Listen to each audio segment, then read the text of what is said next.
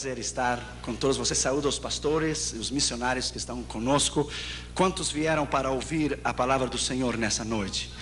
A Bíblia diz: aquele que tem ouvidos para ouvir, ouça o que o Espírito diz à igreja. Vamos abrir nossas Bíblias, por favor, em Mateus capítulo 9 e no versículo 9. Mateus capítulo 9 e o versículo 9, por favor. Preste muita atenção o que Deus irá lhe dizer nessa noite. Sua vida nunca mais será igual depois desta noite. Você nunca mais pensará igual, você nunca mais viverá igual. Deus vai mudar você. Abra o seu coração, abra a sua vida e deixe que a voz do Espírito Santo fale no seu coração. Mateus capítulo 9 e versículo 9, por favor. Partindo Jesus dali, viu sentado na coleteria um homem chamado Mateus e disse-lhe: segue-me. E ele levantou-se e o seguiu. O original aqui diz que ele imediatamente se levantou e seguiu. Ele não fez pergunta nenhuma. Ele se levantou e seguiu. Vamos orar, por favor. Pai, em nome do Senhor Jesus, eu te dou a ti a honra e a glória e o louvor por estar aqui em Belo Horizonte, Brasil, nesta noite. Eu me humilho diante da tua presença e reconheço a minha dependência diante de ti. Pai, no nome que é sobre todo nome, no nome do Senhor Jesus, eu te peço que somente a voz do Espírito Santo se ouça e que tu nos fales com poder e autoridade nessa noite, porque quando tu falas, ninguém se pode mover. No nome que é sobre todo nome, no nome do único Deus, do verdadeiro Deus, do Deus de Israel, Yeshua Yamashia, Halamalechim Kadosh, o Messias, o Deus Todo-Poderoso. É no nome deste Deus que estamos aqui nesta noite. Fala-nos com poder, fala-nos com autoridade. Importa que eu diminua e que tu cresça, e que tu sejas louvado nesta noite, sabendo que a excelência está em um vaso de barro, para que a glória e a honra seja tua. Te pedimos isso no nome do Pai, do Filho e do Espírito Santo. Amém. Poder sentar, por favor. Obrigado. Deus é maravilhoso. Deus é maravilhoso. A Ele a honra, a glória, o louvor para sempre.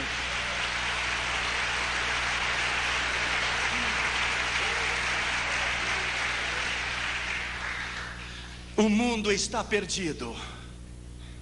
Ouça a voz de Deus nessa noite. Missões é o assunto mais empolgante na Escritura. Tudo que Deus faz, Ele faz através de missões. Escute.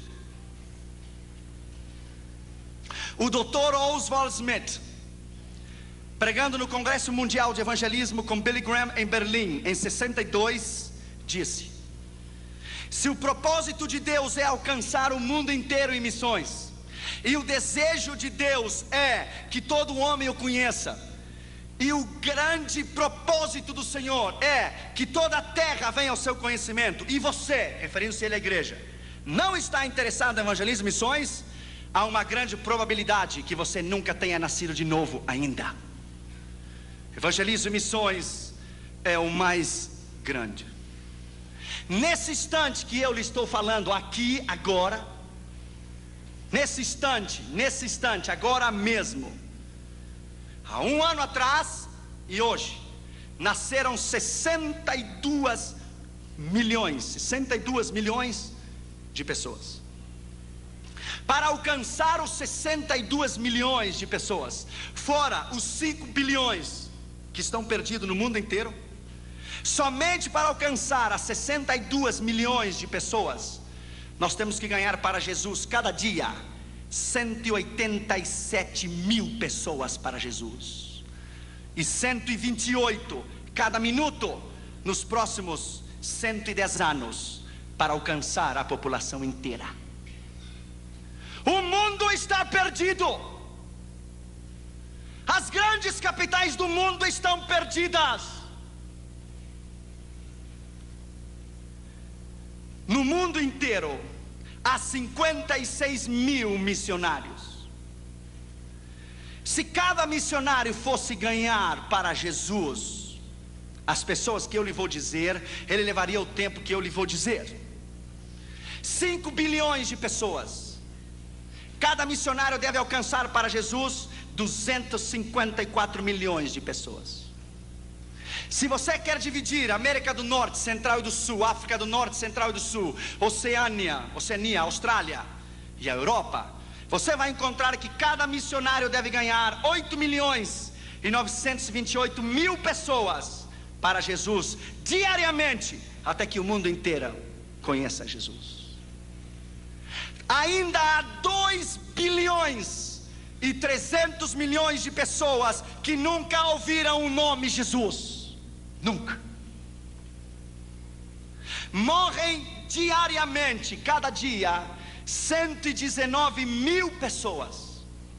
4.980 por hora e 165 por minuto. E 97% delas vão ao inferno.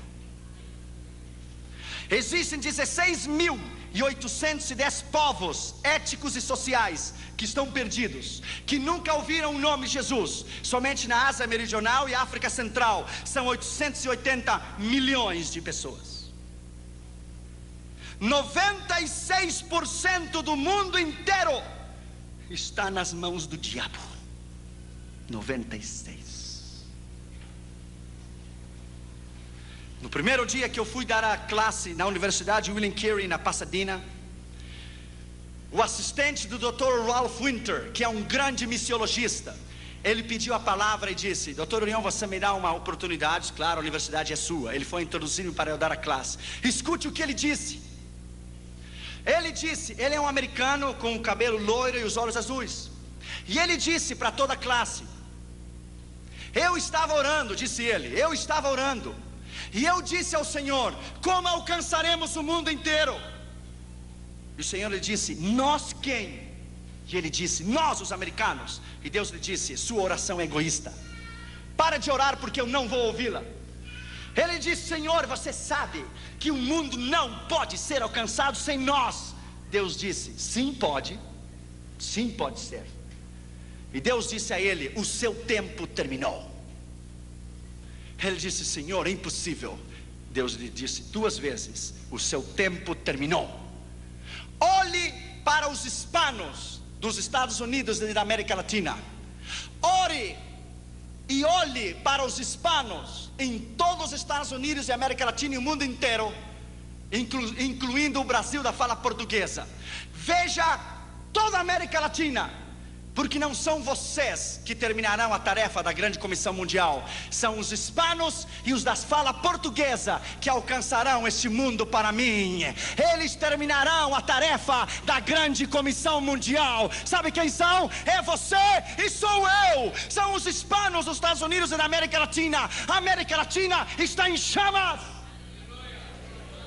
Por isso o amigo de Roma veio em 5 anos 4 vezes na América Latina, porque ele sabe que o seu tempo terminou. Nós vamos alcançar este mundo para Jesus. Os cavalos ainda estão correndo no hipódromo, ainda não terminou a corrida. Poderá faltar uma volta, mas ainda nós não terminamos a última volta. Você vai à Índia e você vai encontrar 330 milhões de deuses em Índia. Você está pregando em Madras ou em Bombay. Alguém chega a você e diz: no nome de qual Deus você está pregando? No nome de Jesus. Ah, não conhecemos, não precisamos nenhum mais Deus, já temos 330 milhões deles aqui. Você vai em Papua Nova Guiné e às 4 da tarde o céu, cada sexta-feira às 4 da tarde, o céu se torna verde, azul e amarelo. Às 4 da tarde, a nação inteira de Papua Nova Guiné está adorando ao diabo. Às 4 horas da tarde, cada sexta-feira. No quarto do seu hotel, as suas entranhas se comovem. O próprio diabo vem para matar você. A força das trevas é tão grande, e você olha desde o 13º andar do seu hotel, e o céu está vermelho, está amarelo, está verde. Se estão queimando incenso a Buda, a Confúcio, a Hare Krishna, ao diabo. E Deus vem e diz a você: estou buscando alguém para chorar comigo. Estou buscando alguém para sentir o que eu sinto. Estou buscando alguém para velar comigo, nem que seja uma hora só. 70 milhões de africanos não conhecem a Deus. Jamais ouviram uma vez só o nome Jesus. Nenhuma. Em primeiro lugar, a Bíblia diz que Jesus viu a um homem. A tradição diz que havia 220 cobradores de impostos, 110 à mão esquerda e 110 na mão direita, na rua, na estrada que ia a Cafarnaum. Dos 220, Jesus viu aquele homem, que todo o Brasil inteiro, Jesus viu você. Ele olhou você, Ele escolheu você. Não importa de onde você venha, não importa o seu nível educacional, se tem o primário ou o segundo grau, uma universidade ou um doutorado, ou Deus, o que importa, o que Ele pode fazer através de você, e Ele pode fazer uma bomba da sua vida. Quando Deus me chamou ao ministério, alguns pastores do Rio Grande do Sul olharam para mim: que evangelismo mundial? Tu? Deus só usa os olhos azuis e o pelo loiro, está lá na América do Norte. Então eu era mais fraco, claro, agora a cubana me tem tratado melhor. Mas antes eu era tão fraco que quando o meu pijama tinha uma linha só, e se eu ia saltar a vara dizia para mim: chegou a minha vez de saltar. Um pastor me disse: você deve colocar pedras no seu bolso, você é tão fraco que um vento leva você. Ainda eles estão lá no seu tradicionalismo, colocaram a Deus dentro de uma caixa de sapato e o disseram: fique aqui. E fazem 40 anos que tem 15 ou 20 membros. Eu tenho dado 16 vezes a volta ao redor do mundo, 16 times. Porque eu creio que quando Deus chama, quando Ele chama, Ele capacita. Quando Ele capacita, Ele envia. Quando Ele envia, Ele supre. E quando Ele supre, Ele respalda. É a unção do Espírito Santo e o poder da autoridade do Senhor que o chama, que o capacita, que o envia, supre e respalda. Deus não tem nacionalidade. Deus não precisa de passaporte, porque para Ele não há portas fechadas. Bendito seja o seu nome. Deus escolheu este homem. Em 85, nós colocamos nossas mãos no muro de Berlim. Parecia impossível, aquela magnitude, aquela fortaleza.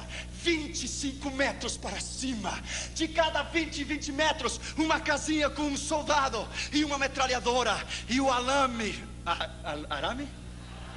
farpado de pua em toda a Europa Oriental. Quem diria que no dia 19 de novembro de 89 o muro se iria derrubar? Sabe o que Deus estava dizendo quando o muro de Berlim caiu? Edificarei a minha igreja e as portas do inferno não prevalecerão contra ela.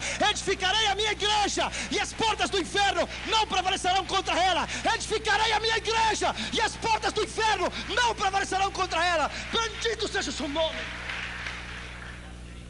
Para Deus não há impossível. Ele não conhece derrotas.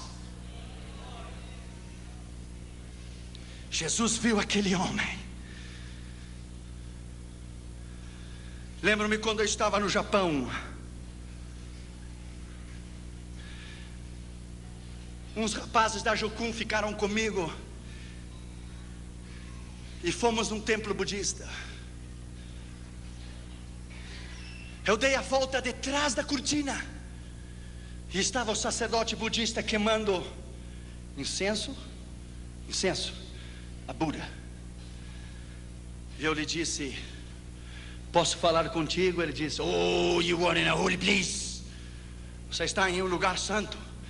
Ele disse: que é holy place? Nothing. Holy place, nada holy place.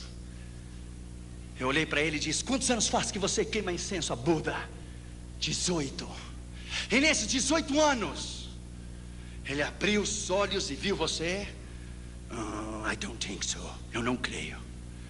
Então você tem um Deus cego. Perhaps, talvez. Nesses 18 anos, ele estendeu a sua mão para você e ele lhe deu a mão. Oh, I don't know. Não creio. Então você tem um Deus manco também. Manco se diz? Nesses 18 anos, ele abraçou você. Ele caminhou até onde você está e lhe deu um abraço? Não. Então tem um Deus paralítico também. Nesses 18 anos, ele ouviu você falar? Não. Então tem um Deus surdo também. Então, enfim, você tem um Deus surdo, cego, paralítico, manco. Eu olhei para ele e disse: mas eu vou lhe apresentar a um Deus, aqui e agora, que cura os cegos, que faz caminhar os paralíticos. Um Deus que ouve a oração. O seu nome é Jesus. 20 minutos depois, as lágrimas caíam pela sua face. Começou a tirar aquela indumentária, jogou na cara de Buda, disse: eu não preciso mais de você, você é o velho, gordo e feio. I have Jesus in my heart. Eu tenho a Jesus no meu coração. Eu não mais preciso de você. Somente basta você pregar. A palavra é poder. A palavra é poder. Basta você dizer: Jesus te ama. It is power. Jesus viu aquele homem. Jesus viu você. Escute. Em uma relação sexual de um homem e uma mulher, o esposo e a esposa, quando ele atinge o clímax e ele ejacula, ele libera 680 milhões de espermas. Esses 680 milhões de espermas, ele caminha pela uretra. Ele caminha por dentro da vagina, pela uretra, até chegar ao útero. Ele caminha 9 centímetros. São 680 milhões de espermas. O tamanho de 680 milhões de espermas são 8 quilômetros de crianças. 680 milhões de crianças empilhadas 11 vezes uma em cima da outra. Quando seu pai teve relação sexual com a sua mãe, e quando ele ejaculou, os 650 milhões de espermas que saíram de seu pai, Deus olhou você, e quando ele o viu, ele colocou os olhos em você, e todos correram para o útero da sua mãe, e todos deram, alguns morreram ao caminho, e todos deram com ímpeto para entrar no óvulo. E quando Deus viu você, Ele lhe disse: corra, campeão, corra, eu tenho um plano com a sua vida. Corra, eu amo você. Quando você estava dando para entrar no óvulo de sua mãe, Deus veio em você e disse: precisa de uma mãozinha? Entra, eu tenho que usar você. Entre, eu preciso de você. Você é o meu escolhido, eu quero usar você. You are mine, você é meu. Yes, you are mine. Por isso você está aqui. Deus somente matou os quase 650 milhões de crianças para que você vivesse. E você ainda pergunta: será que Deus me ama? Deus tem um plano contigo. Segundo lugar, ele estava sentado no banco dos tributos públicos. Esse homem tinha uma posição, lugar onde se cobravam os impostos. Ele tinha uma posição, ele era um homem importante. Lembro-me quando Deus me chamou. Há 15 anos atrás eu passei por Belo Horizonte. Eu vim sozinho do Rio Grande do Sul. Cheguei aqui na rodoviária, coloquei a minha malinha nas costas e caminhei da rodoviária até a rua Carijós, ou Tapajós, Tamoiós, something like this. É Os, é por aqui. E vim a Jocum, Há 15 anos atrás, eu comi aquele sopão da Jocum. Era tanta graxa que quando você virava o prato para baixo, não caía a sopa, porque estava pegada no prato, não podia cair. Aqui na Jocum, me deram uma picareta, um pico para fazer um poço, e as minhas mãos ficaram cheias de calhos. Eu lembro que depois choveu, começou a encher de água o poço. Eu comecei a chorar. Pensei em voltar e ouvir a voz de Deus que me disse: eu não uso crianças, eu só uso homens e mulheres preparados. Não chore, porque eu vou levar você tão longe que lá não há mamá nem papá. Lá no norte da África, muitos anos depois, na Espanha primeiro, depois no norte da África, com um pão só, velho de muitos dias, 5, 6 anos, colocamos em cima da mesa e tentamos quebrar o pão com a mão, e quase quebramos a mão, não o pão. Então eu tirei o sapato e quebrei, e as migalhas caíram por toda a mesa, e começamos a tomar as migalhas, e as migalhas se misturaram com as lágrimas, e Deus vem a você e diz: smile, sorria, Jesus te ama. Assim eu queria vê-lo. Aqui não há mamãe nem papá, não tem ninguém. Você está só. Bem-vindo à minha escola do discipulado pessoal. Eu vou tomar você como uma massa de pastel e vou prepará-lo. Você é barro e eu sou o alfareiro em suas mãos, e eu vou preparar você do jeito que eu quero. Oh, my friend, naquela prisão em 85 em Moscou, eles queriam os endereços, os contatos. Deixa eu lhe dizer, my friend, é um outro nível, é completamente diferente. Deixa eu lhe dizer, nós entramos, my friend, quando a KGB nos tomou na fronteira de Bratislava, Tchecoslováquia e União Soviética, e nos devolveram a Moscou. Você tem que ser suficientemente maduro, que se eu trouxesse um contrabando de Bíblias a essa igreja, para o pastor Círio, para o pastor Glaico, para o pastor Toninho, eu tenho que ser suficientemente maduro, para que se me tomam a mim, eu não entregar você nem a eles. Eu tenho que estar disposto a morrer pela causa. Deixa eu lhe dizer, my friend, lá naquela prisão, lá onde Deus vem você e pergunta: você é suficientemente maduro para morrer por mim? Você me ama o suficiente para dar a sua vida por mim? Quando tomaram aquele bastão de ferro e abriram a cabeça do meu companheiro, eu tirei a minha camisa e coloquei a camisa dentro da cabeça dele. Colocaram nossos pés em cima de um banco, e os guardas saltaram em cima. Lá quando nos escoltaram, quando nos tiraram da União Soviética para Viena, quando eu desci do trem, haviam 16 soldados russos com metralhadora M16 às suas costas. Eu pergunto, por que 16? Uma só faria o trabalho. O diabo conhece você. Ele sabe a ameaça e o perigo que você é para o seu reino. Quando nos escoltaram até a Áustria e nos levaram até a Dinamarca, e eu me ajoelhei no aeroporto em Viena, eu disse: Deus, eu vivo em um país livre, em um país que pode louvar e benzer o teu nome livremente. Você talvez não pode entender isto. Minha esposa é cubana. De criança, ela nunca usou o pano vermelho da revolução de Fidel Castro. Eu sei que o Brasil tem uma ideia de Fidel Castro muito errada. Fidel Castro é um assassino, criminal. O Brasil tem uma ideia muito errada do que é Fidel Castro, porque você não viveu lá. Ela nunca usou o pano vermelho da revolução de Fidel Castro, nunca. Se ela dissesse: o meu pai me disse, o matavam. Se dissesse: a minha mãe, o matavam. Colocavam ela na frente das crianças no recreio, e algumas passavam ao seu lado e cuspiam nela, se burlavam, zombavam, porque ela nunca levou o lenço vermelho da revolução de Fidel Castro, nunca. A convicção sua de cristão e do seu chamado, você não deve vender nunca. Você não deve comprometer a sua convicção nunca. A sua convicção é o mais grande que você tem. Eles podem matar o seu corpo, mas não pode tocar a sua alma. Não podem tocar a sua alma. Quando você reconhece que tem um chamado, que você tem um propósito específico. Lembro-me aqui na Jocum, aquela ansiedade de pregar. Eu ia às 3:30, 4 da noite, no meio das árvores, aqui em Contagem, e pregava para as árvores, e abria a Bíblia e pregava para as árvores.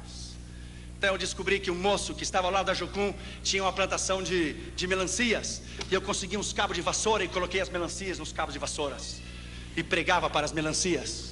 Nunca se converteram, melancias mineiras, dura de coração, terrível, se converteram nunca. Eu colocava 2 aqui, 3 ali, 4 aqui, 5 aqui. Quando eu preguei na maior igreja do mundo, na igreja de Po Yang-shou, na Coreia do Sul, na convenção de todo o continente da Ásia, dos jovens das Assembleias de Deus, sabe quantas pessoas haviam aquela manhã? 560 mil pessoas, 500 mil de pessoas, 55 mil diáconos distribuindo a Santa Ceia, 45 mil diaconisas recebendo as pessoas na entrada da igreja. Quando eu preguei aquela manhã e me sentei no banco, Deus vem a você com o Espírito Santo e diz: escute, Josué, das melancias eu trouxe você, das melancias, a maior igreja do mundo. Fui fiel ou não fui? Você cumpriu comigo, eu cumpro contigo. Eu fui fiel, você foi fiel, eu sou fiel. Deus não falha. Quando você dar a sua vida, quando você der a sua vida e o seu coração incondicionalmente 100%, e o seu coração, porque cristãos normais Deus não pode usar, são normais. Deus só usa ameaças, ousados, intrépidos, valentes, homens e mulheres que não se rendem por nada. Os covardes ficam em casa olhando televisão e comendo pipoca. Homens e mulheres de Deus, que o mundo não é digno de eles ter pisado este chão. Homens e mulheres de Deus que hoje são mártires pela igreja. Pastores cubanos que até hoje, pastores batistas, são fuzilados por Fidel Castro e colocam uma venda nos seus olhos e morrem dizendo: abaixo o comunismo, louvado seja o nome de Jesus para sempre, aleluia. Talvez você não pode entender, porque o que os olhos não vê, o coração não sente. Você tivesse estado comigo em 93, na União Soviética, você tivesse estado lá, uma senhora, pastor Glaico, nós levamos 16 mil Bíblias, e quando demos uma Bíblia para uma irmã, ela tomou aquela Bíblia, ele olhou para ela, abriu, começou a beijá-la e disse: é minha, é minha, é minha. E começou a olhar para ela e disse: faz 42 anos Stalin me tirou. Stalin me tirou a única que eu tinha. Ela é minha, ela é minha. E colocou no seu peito e começou a abraçá-la, abraçá-la. Se ajoelhou e chorava e dizia: é minha, é minha, é minha, é minha. E olhou para mim e disse: filho, não me dê dinheiro, não me dê roupa, não me dê nada. Eu quero Deus, me dá Deus, eu quero Deus, me dá Deus, eu quero Deus, por favor, me dá Deus. Talvez você não pode entender, porque você vive num país livre. Talvez você não pode entender o que é a China comunista ter uma Bíblia para cada 69 igrejas. Na Igreja Batista Central de Pequim há uma Bíblia enorme, com uma corrente no meio da Igreja Batista Central de Pequim. Os irmãos colocam o seu nome no blackboard, no quadro negro, 2 anos antes, o nome, o dia e a hora que eles querem ler um salmo. E cada dia e cada noite é uma fila enorme, e lá uma Bíblia só, e os irmãos chineses estão um atrás do outro, chorando na expectativa de ter uma oportunidade para ler a Bíblia. Então um rapaz lê Salmo 125, 126, e ele está vendo que a vista pulou para o 126 e diz: moço, faz 2 anos que eu estou esperando para ler o 126, por favor, se você quer ter oportunidade, espere 3 anos e meio de novo e se coloque na linha. Agora é o meu tempo. Talvez você não pode entender, você não pode entender o que é Bangkok, Bangkok, Tailândia, um campo de refugiados. Eu era solteiro, não era casado, não tinha Catri Júnior. Crianças, 4.000 crianças no campo de refugiados de World Vision, visão mundial. 4.000 crianças sem teto, sem chão, no meio do barro, como porquinhos, levantavam as suas mãos e diziam: papai, papai, tenho fome, tenho fome. 4.000 crianças refugiadas da guerra de Vietnã e do Camboja e de Laos. Talvez você não pode entender. Claro que não pode entender, porque você não viu. O mundo está perdido. Deus precisa de você. Você é importante. Terceiro lugar, esse homem se chamava Mateus. Coloque o seu nome ali. Coloque o seu nome ali. Se chamava Josué, se chamava Toninho, se chamava Claico, se chamava Ciro. Coloque o seu nome lá. Você é muito importante. David Brenner, o grande missionário enviado aos índios de pele vermelhas no rio Delaware, no oeste dos Estados Unidos, dizia: Deus, eu me regozijo na minha necessidade de comer e de vestir, contanto que você me dê alma, viverei. John Knox, o reformador da Escócia, dizia: Deus, dá-me as almas da Escócia ou eu vou morrer. Zinzendorf, o grande missionário alemão, dizia: Deus, a ti te entrego a minha esposa e os meus filhos, me dá almas, porque sem almas eu não posso viver. Qual é a sua meta na sua vida? Qual é o mais importante na sua vida? Lembro-me que eu estava em Istambul, na Turquia. Fomos a um curso de como evangelizar os muçulmanos. Escute, a maior mesquita do mundo se chama Blue Mosque, a mesquita azul. Eu vi com os meus olhos 50.000 muçulmanos dobrar-se diante de Allah. 50.000. Quando terminou a convenção, eu me sentei na calçada e comecei a chorar e disse: Deus, quem virá aqui para ganhá-los? Quem tomará o tempo para estudar a missão transcultural, para vir aprender o idioma? Quem? E quando eu tomei um ônibus para regressar ao hotel, um moço muçulmano se sentou no meu lado, mais rápido que uma bala. Foi a primeira vez que alguém ganhou de mim. Ele olhou para mim e me disse: I want to invite you to convert to Islam. Quero convidar você para converter ao islamismo. Eu levei um choque. Eu ia abrir a minha boca e dizer: eu quero convidar você para entregar seu coração a Jesus. Ele me ganhou. E ele disse: ok, that's fine, está bem.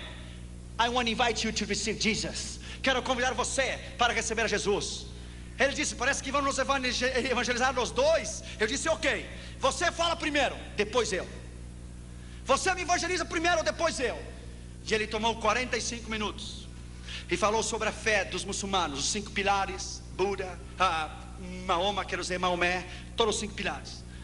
Quando ele terminou, ele disse: tudo bem, eu vou lhe fazer 3 perguntas, e se você me responde as 3 perguntas como eu quero, eu me converto aqui e agora ao Islã, e eu mudo meu nome para Muhammad Ali. E ele disse: ok. Eu disse: primeiro, eu quero que ele possa perdoar os meus pecados. Pecados? Pecados não existem. Primeiro, teu Deus não serve.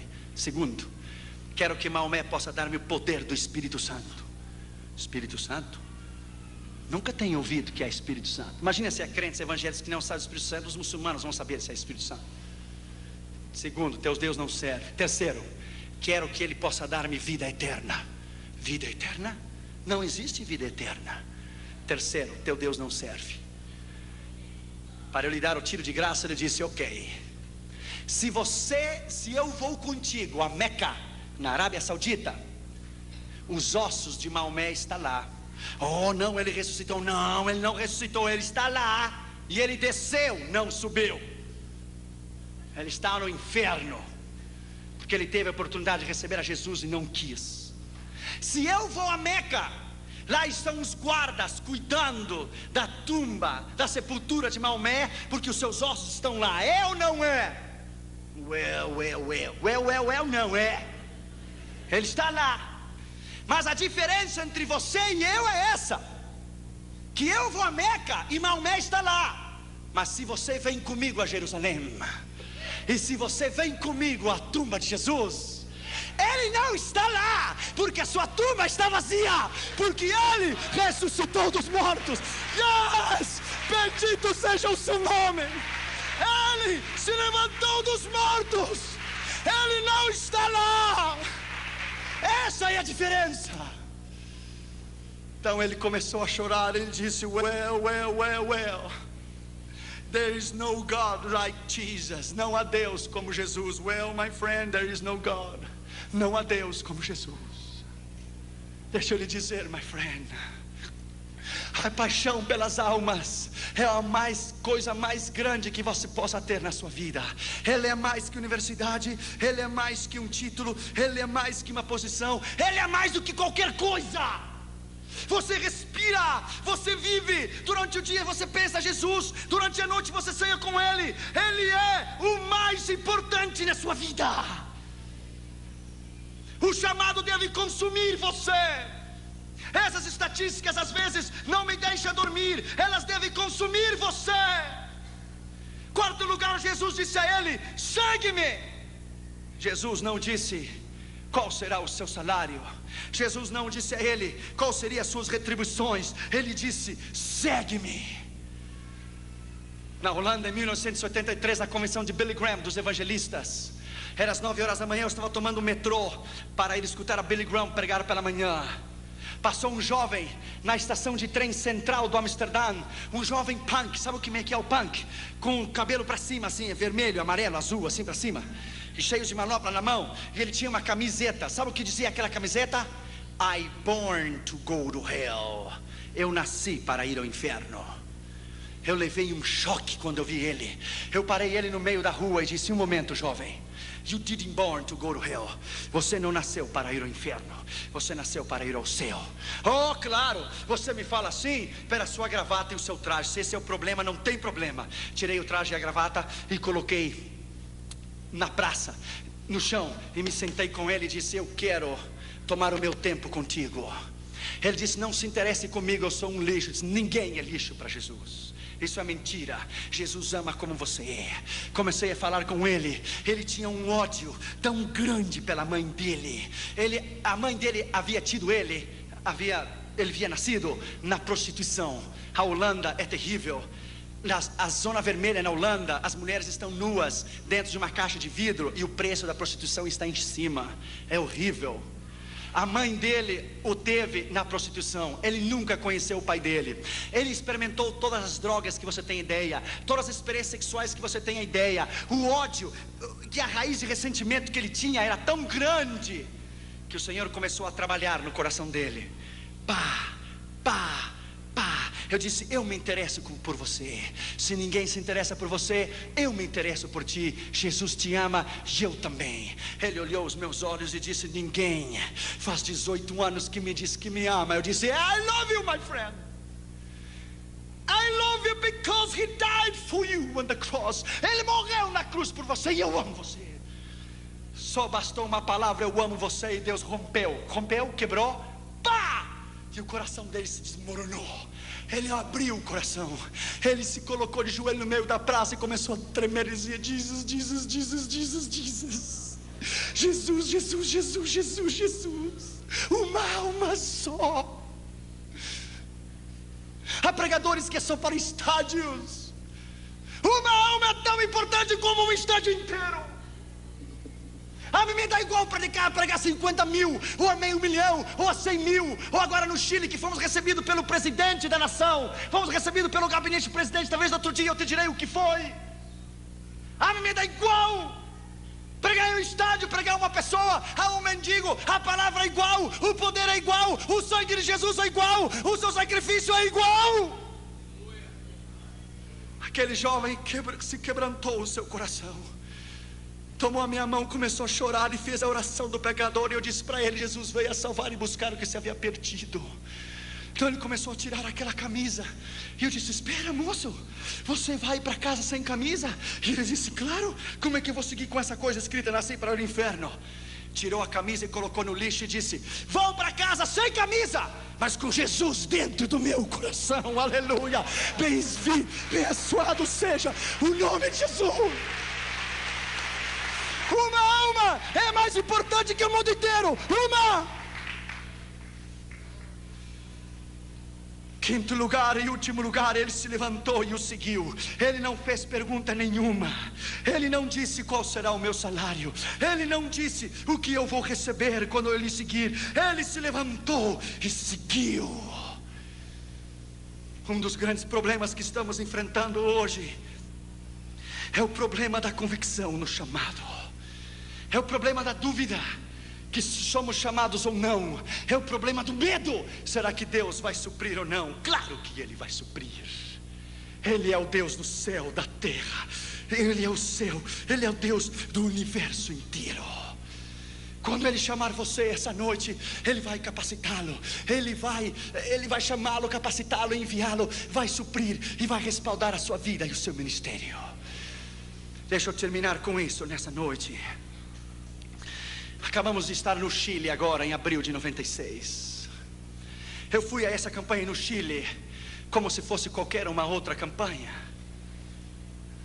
Oramos, jejuamos. Dentro do meu avião eu sabia que alguma coisa diferente ia acontecer no Chile. Quando o avião chegou em Santiago, de Miami a Santiago, eu me emocionei muito. Eu chorei. Talvez da mesma maneira quando cada vez que eu chego no Brasil eu levanto a bandeira para cima. A emoção é muita regressar à minha pátria. Quando fomos para a campanha de segunda a quarta, era no auditório da Escola de Evangelismo e Missões. Vieram 450 pastores de todo o Chile, desde Punta Arenas até Arica, de toda a nação. A cruzada chegou aos ouvidos dos políticos e chegou ao gabinete do presidente o que estava sucedendo. Na quinta-feira pela manhã, eu fui recebido no Congresso Nacional Chileno. Falei aos senadores e deputados e me deram a medalha do Congresso, The Congressional Medal, que é o maior reconhecimento que um pregador estrangeiro pode receber. Quando me deram o Congressional Medal, eu fui recebido como filho ilustre da nação chilena. Eu nunca mais, o brasileiro não precisa, mas os americanos jamais precisam de visto para ir ao Chile, por um decreto-lei do gabinete da presidência do Chile. Em 125 anos de história, ninguém evangélico havia sido reconhecido ou recebido pela presidência. Isso foi na quinta que me deram a medalha do Congresso. Na sexta-feira nós tivemos 20 mil pessoas no estádio da Quinta Vergara. Então os políticos começaram a vir e começaram a entregar o seu coração a Jesus. A televisão, Canal 24 Nacional do Chile, eles não tinham sido convidados para ir à cruzada. Eles souberam e foram por eles mesmos. Escute o que Deus fez. Deus é grande. Colocaram o nome de Jesus numa linha, num arame assim, de ponta a ponta, e colocaram o nome de Jesus enorme num isopor. Jesus, enorme. Então o estádio da Quinta Vergara, ele tem uma cúpula assim de trás. Ele faz um círculo. Então o ar que vinha de frente passava por mim, ricocheteava na parede, e quando ele regressava, o nome de Jesus que estava no isopor, o vento começou a levantar o nome de Jesus assim, diante de 20 mil pessoas, e ficava parado até que o vento se ia. Regressava de novo o nome de Jesus, no arame, o nome, uma faixa, um letreiro com o nome de Jesus. E eu comecei a notar no meio da mensagem. Aí Deus soprava de novo, e o ar pegava de trás e regressava, passava por mim, porque eu sentia nas minhas costas, e levantava o nome de Jesus, coisa mais linda, no meio do estádio, mão para cima. Eu parei a mensagem, parei e disse: não me filme a mim, não, eu não sou ninguém. Firme a esse nome que é o nome sobre todos os nomes. Firme a esse nome, que o seu nome é Jesus. Este nome é a solução para Chile, é a solução para o presidente, para os seus governadores, para os seus ministros. Esse nome transformará a nação chilena. O rapaz que estava filmando levou um choque. Ele começou a olhar, filmando, esqueceu que estava filmando, colocou a câmera no chão, começou a chorar, deu a volta atrás da câmera, se ajoelhou, e a câmera dele própria filmou ele recebendo a Jesus via satélite a toda a nação chilena. O camarógrafo do Canal 24 do Chile inteiro. Isso é o que Deus faz, escute bem. Na terça-feira no Palácio de Belas Artes, quando eu fui recebido com visita ilustre, me deram uma placa de prata. O Dr. Josué Arião Visita, e filho ilustre da nação chilena, deixa ele dizer, e me deram um livro para eu escrever. Neste livro, onde havia escrito George Bush, Ronald Reagan, os reis da Espanha, os reis da Inglaterra, e Margaret Thatcher e Gorbachev. Quando eu tomei aquele lápis, aquela caneta para escrever naquele livro, todas as minhas memórias de 15 anos atrás voltaram à minha mente. Vieram à minha mente a mala pesada da rodoviária de Belo Horizonte até a Tapajós, Tamoiós, eu não sei, ali que pegava para ir a Contagem.